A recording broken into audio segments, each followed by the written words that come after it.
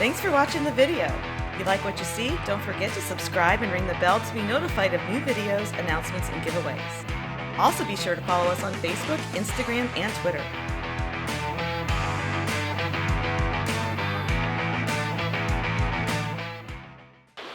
Welcome out to the creek with the Wandering Buffaloes.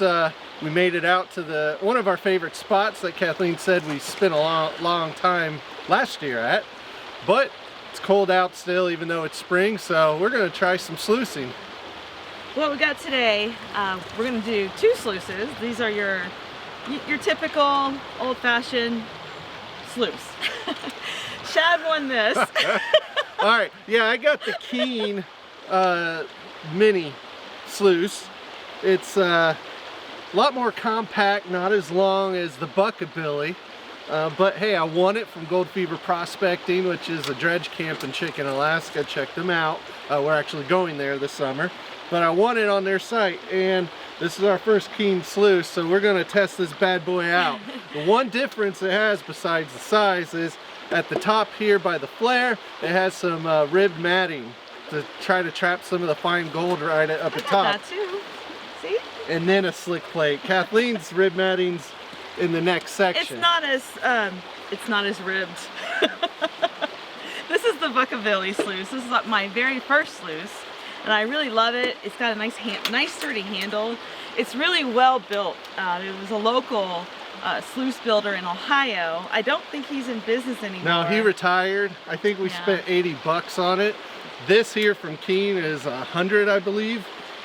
And you have to put this one together. This one is already together. Yeah, he had it assembled for us. But here, if you want to hold it up, here's the size difference.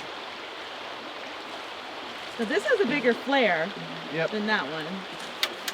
But we'll hold it up close. We'll show some close-ups of what the inside is covered with. But this is basically the same stuff that I got the sluice with it looks like almost like an outdoor carpet on the bottom, and then it's got the riffle bars and expanded metal. Yeah. So cool. Well, let's get some material and try these bad boys out.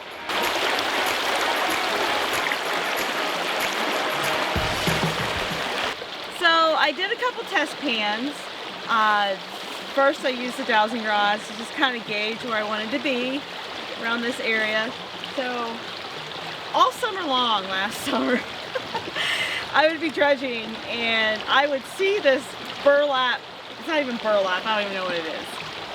A tarp maybe?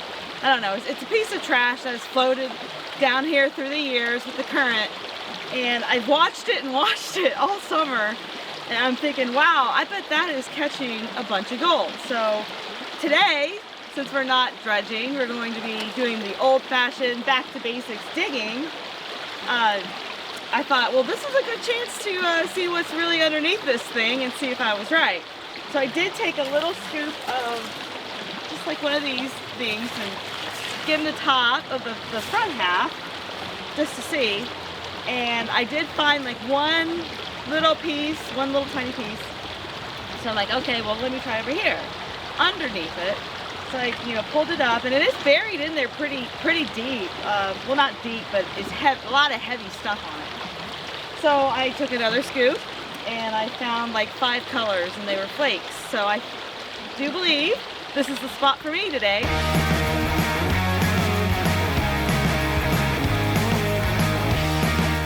Today we're just classifying. I'm not using the hand dredge or anything like that. It's a good old-fashioned shovel.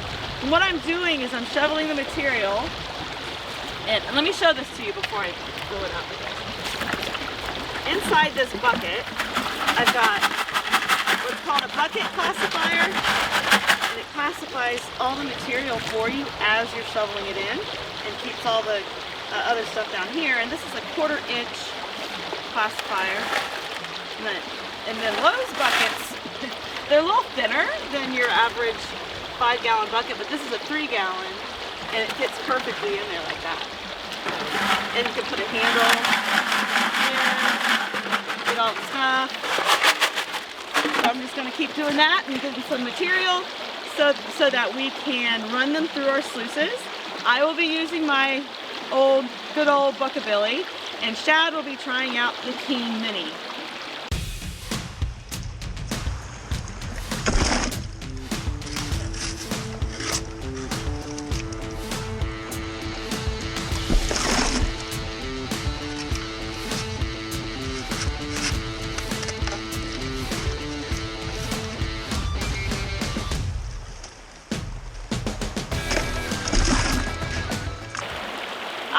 So we've been digging from here all the way to here, and we pulled the tarp back, and you can see underneath it there's just this really hard, packed, dense, very, very dense black clumps of, well, sand. So with that, we're going to scrape this boulder that it's on under and classify it and run it through our sluice.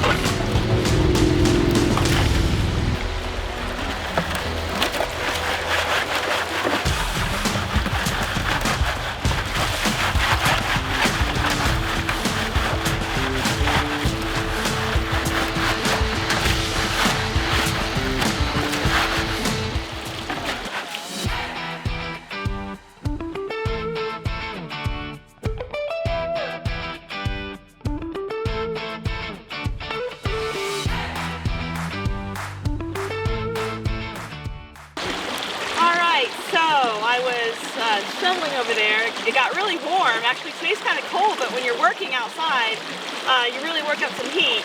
So now we're ready to, after we classify the material, we're ready to run it through our sluices. And I have mine set up here, and I was thoughtful enough to look for a big rock when I was setting mine up, because it's a lot more comfortable sometimes to sit than be hunched over. So let's take a look at how this goes. I haven't run anything in here yet, so I'm going to take a practice scoop to see how it flows through. I'm going to put that here.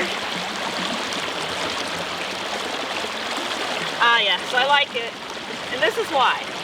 I like this setup because the water is flowing through just quite nicely naturally. I didn't have to build a dam or anything to get this going.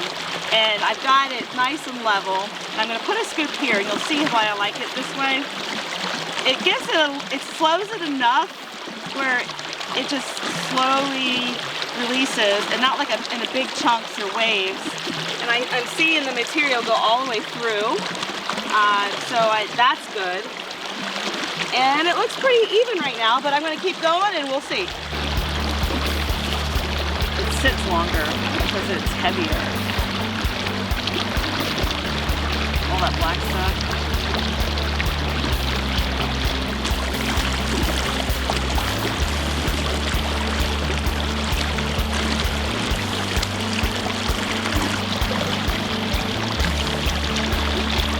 It's a perfect day.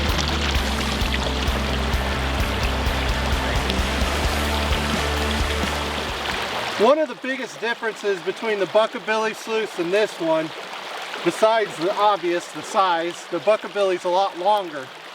So it's get more surface area to collect the material and capture the gold. Now the Keene here, and I've seen this with a few other sluices, the ribbed matting they put up here halfway into the flare, and then it stops right where the sluice begins here, the sluice box part, where you disconnect the flare and the box.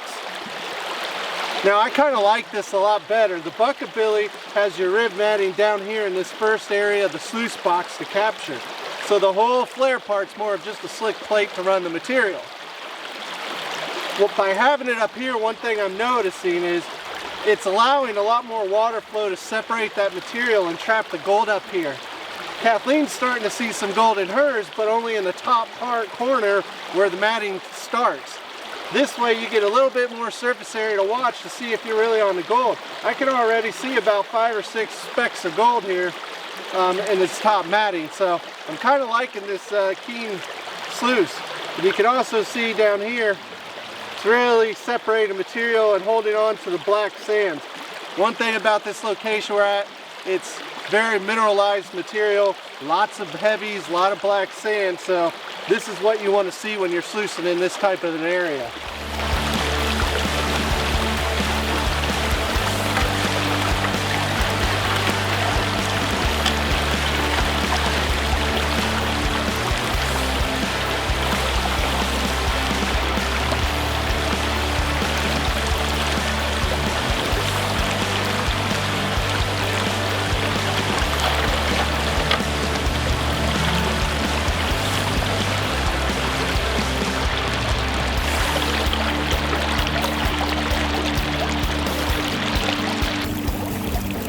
See a piece of gold.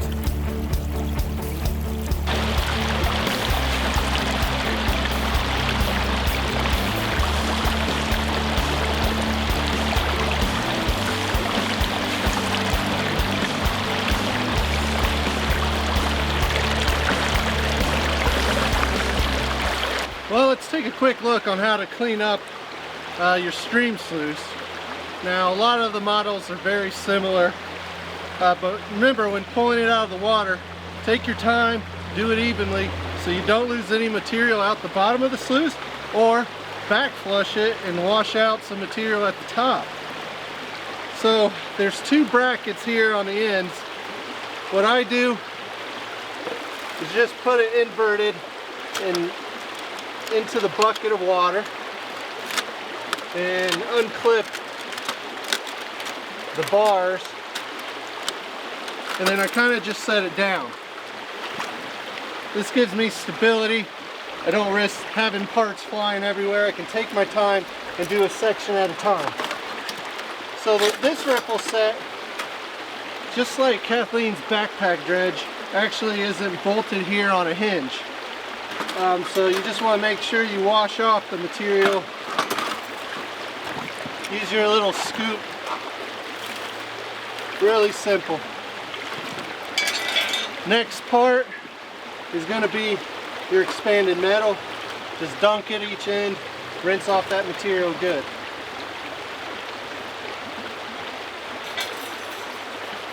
Alright, this next part is the carpet. This is where most of your material is going to have been captured.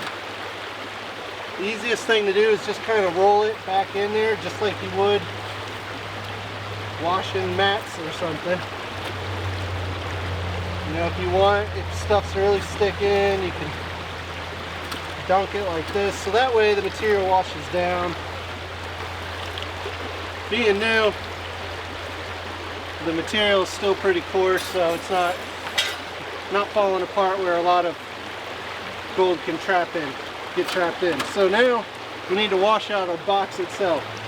Now there's the ribbed matting up here. Some models have it down here, like Kathleen's Buckabilly that we'll show. So I just start from the top.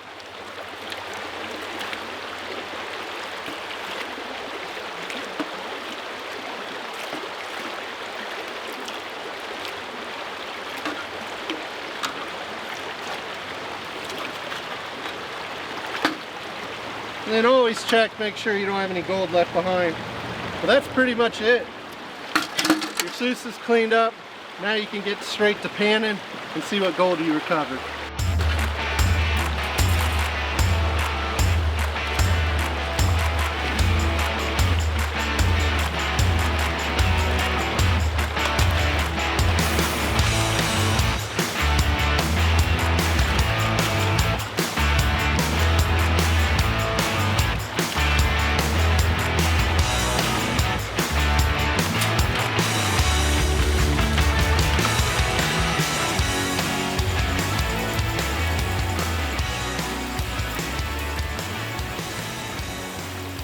Like we said at the beginning, this place has heavy mineralization, ton of heavies, ton of black sand. So Makes it a little challenge, takes a little bit of time to pan through. But you are rewarded. There's decent gold here, definitely. Well, that's why we'll take our tailings home with us and put them on the water table on another day. Sometimes it's good to just hold on to this heavy material because look what you get. This is a garnet. It's a nice pretty one. I don't know if I can make any jewelry out of it, but I'm going to save it. Not too bad for today. There's that lovely garnet right here. Sun's starting to set, getting cooler. But at least we got a nice little ring of gold in our pan for the end of the day. Well, we hope you enjoyed another episode of the Wandering Buffaloes Prospecting. You know, it's always good to get back to some of the more basics and, you know, show you how to sluice and two different types of stream sluices. Had a good day. It actually turned out to be really nice. Not quite dredging weather, but we're going to come home with a bunch of concentrated cons, I guess. That's right. This little pink bucket is so heavy. Those are all our cons from the stream sluices. We got a lot of the gold we saw, snuffed it up, but you know, after trying this little mini compact sluice, I really like it. One thing though, I think you could really do with any sluice, I really liked having the deep ribbed matting up here at the top, at this flare, and then more of a slick plate down here. It let me know I was on the gold. I could see it very easily. It kept it washed clean and held on to the gold. And you could always drop that into your stream sluice, even the drop ripple sluices. So it's worth checking out. What do you think about these bars? Like on the Buckabilly, they're hinged. This is like my dredge. Yes, this is exactly like the 2-inch backpack dredge. I like it not being hinged. You just pull it out, so you don't have to worry about it coming down on you. Yeah, that hurts your fingers. Definitely, but yeah, this is a great stream sluice. I was really impressed. It was cool to try out. I'm glad we won it. And thank Gold Fever Prospecting again. You can check out them in their dredge camp online. And we'll actually be going up there at the end of the summer. Looking forward to it. Well, we didn't get the tarp. It's still halfway buried. It's huge. We are going to reclaim the area, and maybe another day, you know, the Buffaloes versus tarp, part 2. That's right. But we'll see you next time.